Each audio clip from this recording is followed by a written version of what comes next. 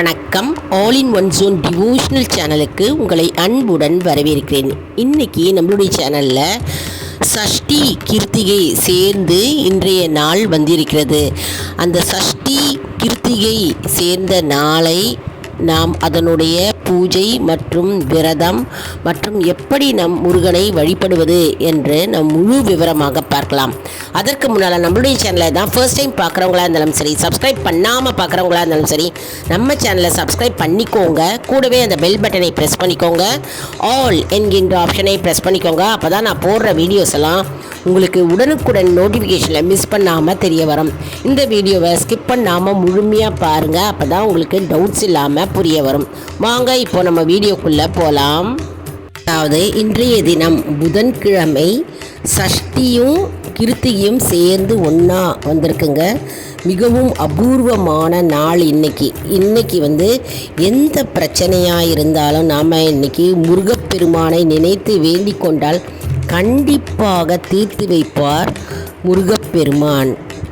அதனால் இன்றைய தினம் புதன்கிழமை சஷ்டியும் கிருத்தியும் சேர்ந்து வருகின்ற அபூர்வமான நாளை நாம் தவறவிடக்கூடாது. இன்றைக்கி எப்படி நம்ம வழிபாடு செய்வது அப்படின்றத பற்றி தான் நம்ம இன்றைக்கி பார்க்க போகிறோம். அதாவது ஒவ்வொருத்தருடைய வாழ்க்கையிலும் பிரச்சனைகள், அதாவது தீராத பிரச்சனைகள், மனக்குறை, வேதனை மற்றும் தனக்கு பிரச்சனை, குழந்தைகளுடன் பிரச்சனை மற்றும் குடும்பத்தில் அமைதியின்மை பிரச்சனை, வேலையின்மை மற்றும் வேலை பார்த்த இடத்தில் சரியான அங்கீகாரம் இல்லை போன்ற பல விதமான பிரச்சனைகளில் நாம் ஈடுபடுகிறோம் இல்லையா? தினந்தோறும் நாம் அதை தான் சந்திக்கிறோம். அந்த பிரச்சனைக்கு என்ன தீர்வு, என்ன வழி என்று தான் எல்லாரும் அலைந்து கொண்டு திரிந்து கொண்டிருக்கிறோம். என்ன வழி, ஏதாவது ஒரு வழி கிடைக்காதா? அந்த பிரச்சனையை தீர்வதற்கு ஏதாவது ஒரு வழிவாசல் திறக்காதா என்று எண்ணிக்கொண்டே நினைத்து கொண்டிருக்கிறோம் இல்லையா? இன்றைய தினம் அதாவது சஷ்டியும் கிருத்தியும் சேர்ந்து வந்திருக்கு. இன்றைக்கி முருகப்பெருமானுக்கே உரிய நாள். அதனால் இன்றைய தினம் மிகவும் அபூர்வமான சிறப்பு வாய்ந்த நாள்னே சொல்லலாங்க.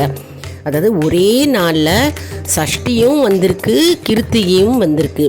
இன்றைய தினம் நாம் முருகப்பெருமானுடைய படம் வீட்டில் இருந்ததுன்னா படத்தை வைத்து முருகப்பெருமானுக்கு சந்தன குங்குமம் வைத்து மனதார முருகப்பெருமானை நினைத்து நாம் வேண்டிக் கொண்டு ஒரு அகல் விளக்கு அல்லது 6 அகல் விளக்கு ஏற்ற முடிந்தவர்கள் 6 அகல் விளக்கில் நெய் தீபம் ஏற்றணும். அப்படி இல்லை என்றால் ஒரு அகல் விளக்கில் கூட நம்ம நெய் தீபம் ஏற்றி முருகப்பெருமானை நினைத்து வழிபட்டு நம்ம மலர் மாலையை சூடி முருகப்பெருமானுக்கு மற்றும் தூப தீபம் காண்பித்து ஏதாவது ஒரு நெய்வேத்தியமாக படைத்து முருகப்பெருமானிடம் நம்முடைய பிரச்சனைகள் என்னவா இருந்தாலும் சரி அதை மனதார அவருக்கு நாம் தெரியப்படுத்த வேண்டும்.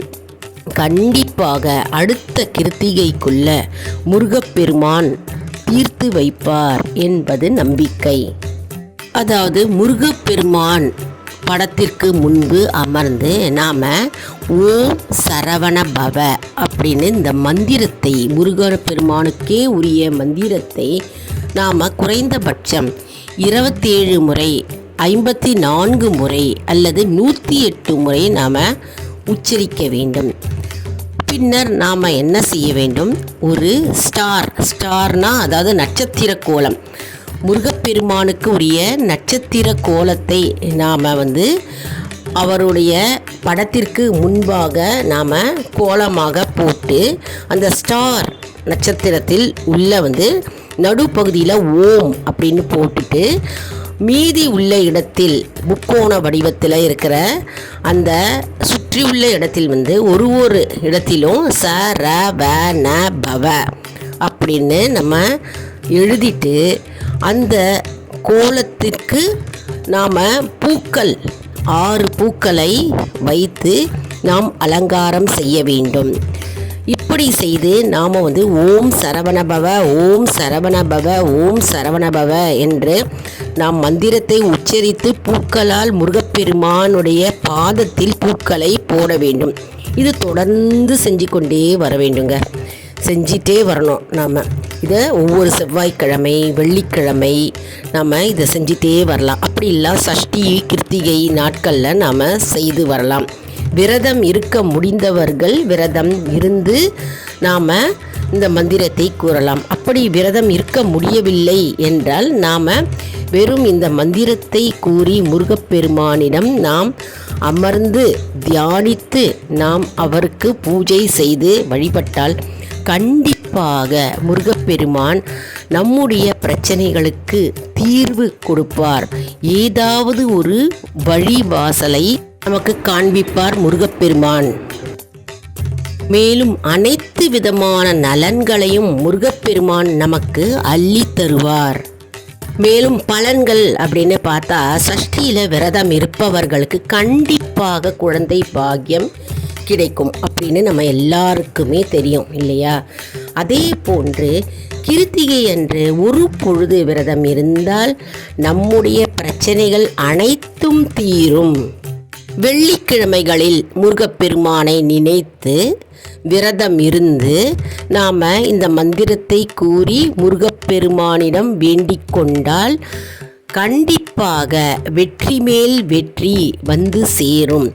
அதாவது தோல்வியே சந்தித்தவர்கள் வாழ்க்கையில் எப்போவுமே தோல்வி தோல்வி தோல்வி அப்படின்னு சந்தித்தவர்கள் அனைவரும் இந்த வெள்ளிக்கிழமை அன்று நாம் முருகப்பெருமானை நினைத்து வேண்டிக் கொண்டு நாம் விரதம் இருந்தால் நமக்கு வெற்றியை கொடுப்பார் வேலவர். தினமும் நம்ம முருகப்பெருமானை வழிபாடு செய்தால் முத்தமிழ் ஞானமும் நமக்கு வாய்க்கப்பெறும். கந்த சஷ்டி கவசம் படித்து வந்தால் வந்த வினை அனைத்தும் தீரும். அதனால் தினம்தோறும் நம்ம கந்த சஷ்டி கவசத்தை நாம் பாராயணம் செய்து வந்தால் வினைகள் எப்படி வந்ததோ அது அனைத்தும் வந்த வழியாகவே திரும்பி போகும். கந்த சஷ்டி கவசம் என்பது நமக்கு ஒரு கவசமாக அமைந்திருக்கிறது. முருகப்பெருமானுடைய அதிசக்தி வாய்ந்த கவசம் கந்த சஷ்டி கவசம். அதை தினம்தோறும் நாம் பாராயணம் செய்யலாம். அப்படி இல்லை என்றால் செவ்வாய்க்கிழமை வெள்ளிக்கிழமை ஞாயிற்றுக்கிழமை போன்ற நாட்களில் மற்றும் கிருத்திகை சஷ்டி அன்று நாம் பாராயணம் செய்யலாம். பெருமானின் திருப்புகழை தினம்தோறும் நாம் பாட பாட குரல் வளம் இனிதே அமையும். திருப்புகழை நாம் தினம்தோறும் பாடலாம். தினம்தோறும் பாட பாட நமக்கு குரல் இனிமையாக அமையும். முருகப்பெருமான் நமக்கு அந்த குரலை இனிமையான குரலை நமக்கு கொடுப்பார். தினமும் கந்தர் அலங்காரத்தை நாம் பாட பாட தோஷங்கள் அனைத்தும் நீங்கும். நமக்கு ஏதாவது தோஷங்கள் இருந்தாலும் சரி நாம் கந்தர் அலங்காரத்தை பாட பாட என்னென்ன தோஷங்கள் இருக்கிறதோ அது அனைத்தும் அப்படியே நீங்கிவிடும். மேலும் இன்றைய பொழுது கிருத்திகையும் சஷ்டியும் சேர்ந்து வந்திருக்கு இல்லையா? இன்னைக்கு வேல்மாறல் பாடலை நாம் பாடலாம். வேல்மாறல் பாடல் என்றால் வேலை பற்றிய பாடல். அதிசக்தி வாய்ந்த அற்புதமான பாடல்ங்க இது. வேல்மாறலை பாட பாட பாட நமக்கு வீட்டிலும் சரி நம் மீது இருக்கும் துர்சக்திகள், கெட்ட சக்திகள், தீய சக்திகள் மற்றும் தீவினைகள், தோஷங்கள், பிரச்சனைகள் அனைத்தும் விலகும் என்பது நம்பிக்கை.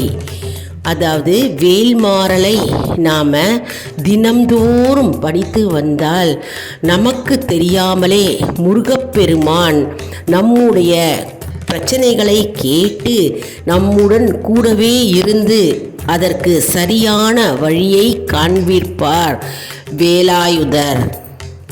அதாவது மிகவும் மகத்துவம் கொண்ட இன்றைய தினம் புதன்கிழமை அன்று சஷ்டியும் கிருத்தியும் சேர்ந்தே அமைந்திருக்கிறது. அதனால் இன்றைய தினம் நம்மளால் முடிந்த அளவுக்கு ஏதாவது ஒரு பாடலை பாடலாம். அப்படி பாடல் தெரியவில்லை என்றால் நாம் என்ன பண்ணணும்?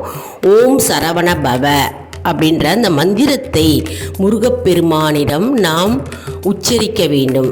மாலையில் அருகே உள்ள கோவிலுக்கு சென்று கண்டிப்பாக முருகப்பெருமானை நாம் தரிசனம் செய்ய வேண்டும். மற்றும் அர்ச்சனை பொருட்கள் மற்றும் அபிஷேக பொருட்களை நாம் வாங்கி செல்லலாம். பிரசாதங்களை நாம் எடுத்து கோவிலுக்கு சென்று அங்கு பகவானுக்கு படைத்து மற்றும் நாம் விநியோகம் செய்யலாம். சில பேர் வீட்டில் முருகனுடைய சிலை வைத்திருப்பார்கள் மற்றும் வேல் வைத்திருப்பார்கள். இன்றைய தினம் என்ன பண்ணணும், சஷ்டி தினம் கிருத்திகை தினத்தில் அந்த முருகனுடைய சிலைக்கு பால் அபிஷேகம், சந்தன அபிஷேகம், பன்னீர் அபிஷேகம், பஞ்சாமிர்த அபிஷேகம், தேன் அபிஷேகம் இதெல்லாம் செய்யலாம். வேலுக்கும் அதே மாதிரியே நம்ம செய்யணும். வேல் வச்சிருக்கவங்க இதை செஞ்சுட்டு அந்த வேலுக்கு பால் அபிஷேகம் செய்து பூக்களால் அலங்காரம் செய்ய வேண்டும். அடுத்தது என்ன செய்யணும்னா, சந்தன குங்குமம் கண்டிப்பாக முருகப்பெருமான் நெற்றியில், 2 கைகளில் மற்றும் தண்டத்தில் மற்றும் வேலில் மற்றும் பாதங்களில் ஆகிய இடங்களில் கண்டிப்பாக சந்தன குங்குமம் வைக்க வேண்டும். வேல்லையும் சந்தன குங்குமம் வைத்திருக்க வேண்டும். வேல் நம்ம முருகப்பெருமானுடைய வேல் வைத்திருப்பவர்கள் என்ன செய்ய வேண்டும்னா, அது ஒரு தாம்பாளத்தில் வைக்க வேண்டும். ஒரு அரிசியை நிரப்பி அந்த தாம்பாளத்தில் வேலை நிறுத்த வேண்டும். மற்றும் வேல் அபிஷேகம் வெள்ளிக்கிழமை செய்யலாம், செவ்வாய்க்கிழமை செய்யலாம். இல்லை தினம்தோறுமே வேலுக்கு அபிஷேகம் செய்து வேல்மாறல் பாராயணம் செய்ய வேண்டும். வேல்மாறல் பாராயணம் செய்கிற வீட்டில் கண்டிப்பாக துர்சக்திகள் நெருங்கவே நெருங்காது. முருகப்பெருமான் அனைத்து நன்மைகளையும் நமக்கு கொண்டு தருவார் என்பது நம்பிக்கை. நாங்கள் நிறைய ஆன்மீக டூர் போயிட்டு வந்தோங்க. முருகப்பெருமானுக்குரிய பழனி முருகன் கோவிலுக்கு போயிருக்கோம். திருச்செங்கோட்டில் செங்கோட்டு முருகன் பார்த்தோம். நிறைய கோவில்களை நாங்கள் தரிசித்தோம். அதனுடைய வீடியோக்கள்லாம் போட்டிருக்கேங்க, போய் பார்த்து பயணிவீர்கள். முருகப்பெருமானை வழிபட சகல நன்மைகளை நமக்கு கொண்டு தருவார் முருகப்பெருமான். என்ன அன்பர்களே, இந்த வீடியோ உங்களுக்கு மிகவும் பயனுள்ளதாக இருக்கும் என்று நான் நம்புகிறேன். இந்த வீடியோவுக்கு ஒரு லைக் கொடுங்க. இதை மற்றவர்களுக்கும் ஷேர் செய்யுங்கள், அவர்களும் பயனடையட்டும். மேலும் ஆல் இன் ஒன் ஜோன் அன்பர்களுக்கு ஒரு அன்பான வேண்டுகோள். நம்முடைய கம்யூனிட்டி போஸ்ட்டில் கேள்வி பதில் நேரம் வருங்க. அந்த கேள்விகளுக்கு பதில் தாங்க.